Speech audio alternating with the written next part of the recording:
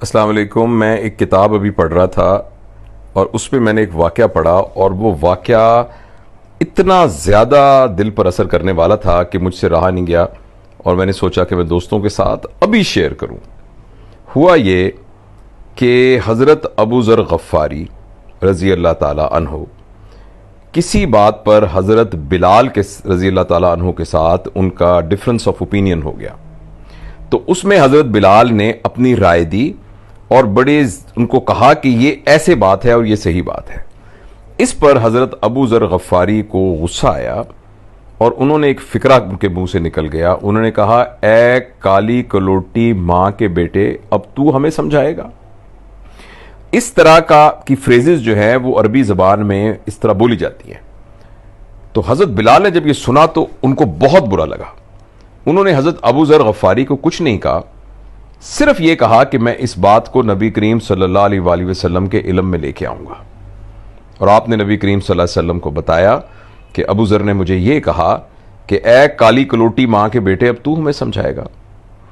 نبی کریم صلی اللہ علیہ وسلم سے جب حضرت ابو ذر کی ملاقات ہوئی تو نبی کریم صلی اللہ علیہ وسلم نے یہ فرمایا، جس کا مفہوم تھا کہ اے ابو ذر، ابھی بھی تیری جہالت نہیں گئی، تیری جہالت ابھی بھی ختم نہیں ہوئی.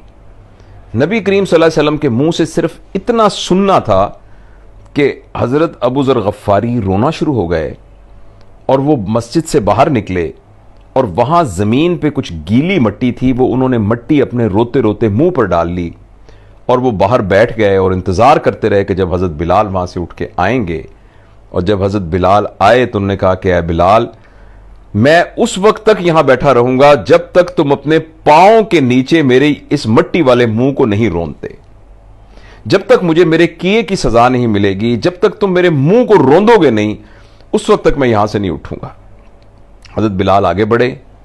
آپ نے اسی حالت میں حضرت ابو ذر کے چہرے کا بوسہ لیا اور ایک بہت تاریخی فکرہ کہا. انہوں نے کہا، بھلا میں ایسے پیر کو اپنے منہ سے کیسے مسل سکتا ہوں جس نے ایک دفعہ بھی اپنے اللہ کے سامنے سجدہ کیا ہو؟ یعنی ایک وہ شخص جو اللہ کا بندہ ہے، اس کی اتنی توقیر ہے. تو میں یہ شیئر کرنا چاہتا تھا کہ یہ ہیں ہمارے اسلاف اور یہ ہیں ہمارے بڑے، اور یہ ہے اخلاقیات کا معیار، اور یہ ہے معذرت کرنے کا معیار اور معافی مانگنے کا معیار اور معاف کر دینے کا ظرف.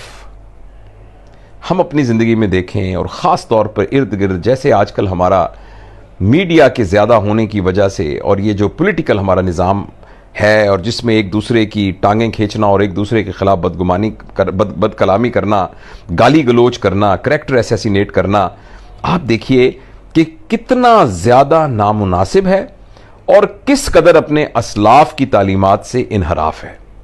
تو یہ میں نے واقعہ پڑھا تو میرا دل چاہا کہ میں تمام دوستوں کو یہ ریکویسٹ کروں کہ ہم بھی اپنا دل بڑا کریں.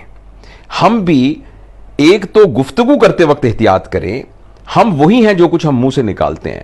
تو ایک تو اس بارے میں بڑا احتیاط کریں. ایسا فکرہ جو کسی کا دل توڑ سکتا ہے، وہی بات جو آپ کہنا چاہتے ہیں بغیر دل توڑے بھی یہ بات اس تک پہنچائی جا سکتی ہے. اور دوسری بات یہ ہے کہ ہمارے اندر معافی مانگنے کا حوصلہ ہونا چاہیے اور ہمارے اندر معاف کر دینے کا حوصلہ ہونا چاہیے. ہم سمجھتے ہیں کہ ہم لوگوں کو میرٹ پر ٹریٹ کریں گے، ہمیں لوگوں کے ساتھ رحم کے ساتھ ٹریٹ کرنا پڑے گا. اور میں یہ سمجھتا، اگر ہم یہ کہیں کہ بھئی میں جو ہوں میں تو اصول کے مطابق ہوں، مجھ سے کوئی بے اصولی کرے گا میں بالکل برداشت نہیں کروں گا، تو میرا اور آپ کا ظرف، میرا اور آپ کی سکل، میرے اور آپ کا جو معیار ہے وہ تو پرکھا ہی اس بات پہ جائے گا کہ جو اچھا نہیں تھا اس کے ساتھ ہم نے کیسا سلوک کیا. تو یہ بات میں آپ کے ساتھ شیئر کرنا چاہتا تھا.